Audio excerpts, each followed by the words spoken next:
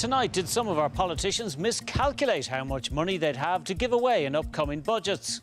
Also, can't buy and can't rent. On Primetime tonight, we'll be looking at the housing crisis and debating what the various parties are promising. Me and my daughter have been homeless from February. We're actually a year homeless now.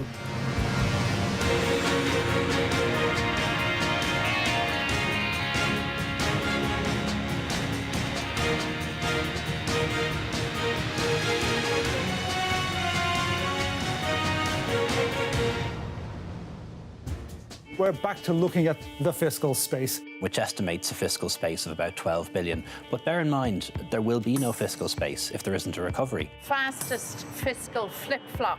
We were in negative fiscal space 5 years ago. We're in very positive fiscal space, and we're having a debate about what that is. It's not good enough for the teacher to say, oh, people don't understand economic jargon and not getting into it. All the calculations of the fiscal space, which seem to confuse people, are produced by the Department of Finance, independent of the Minister, and they have been endorsed by the European Commission. Hello there, and you're very welcome to Prime Time. Well, later on in tonight's programme, with so many people unable to either buy or rent somewhere to live, we'll be looking at one of the biggest issues for voters in election 2016, the housing crisis. And we'll be debating live in studio what the parties are offering as solutions. First, though, tonight we turn our attention to the issue that's been dominating the first days of this campaign, just how much money the next government will have to play with, or in the jargon we're also recently becoming familiar with, what will the next government's fiscal space be? But we've been checking the facts. David. Thanks, Miriam, and I'm joined by Katie Hannon, Primetime's political correspondent. Katie, you've been looking at the figures and discovered that some of the parties have gotten their sums wrong. Yes, it turns out this business of the fiscal space is confusing more people than ourselves.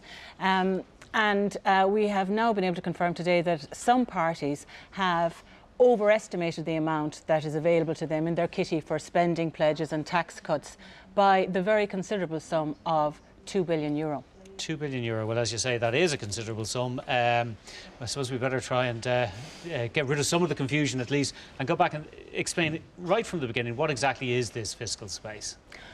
OK, as much as we may detest the term, it is actually a very important point and a very important new development in this election. For the first time, political parties can't just promise things willy-nilly. We signed up to the fiscal compact, we had that referendum, and now we are tied into very, very specific and tight boundaries in terms of what governments can spend over and above the previous year. So the Department of Finance have put together a projection for how much money will be available for the next government, whoever that might be, over the next 5 years. And I put together a graphic sequence now to show how they basically came to that sum.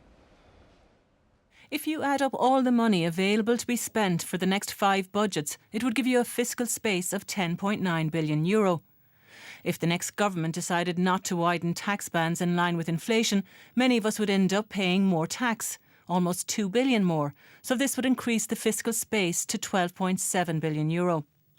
But of course, some of this money is already committed, such as agreed pay rises for public servants under the Lansdowne Road Agreement and capital plan investments. And of course the population will age and grow, and this will also have to be paid for. All of this takes up a fair amount of our fiscal space, leaving just €8.6 billion of wriggle room.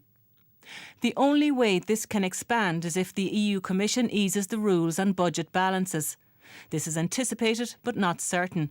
But if it did do so, it would open up another €1.5 billion of fiscal space, leaving us with a grand total of €10.1 billion to play with.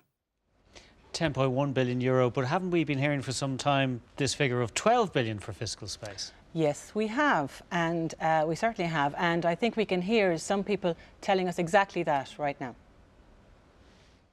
The rule will limit new budgetary commitments to 12 billion euros over the 5 years from 2017 to 2021. The fiscal space was 8.6 billion euros. Added to that, we have the new calculation of what comprises a balanced budget in structural terms. That will allow us an additional fiscal space of 1.4 billion. That brings it up to 10. And the indexation of taxation, the normal indexation, not even talking of more people back at work, which will add to that, will provide another 2 billion of fiscal space.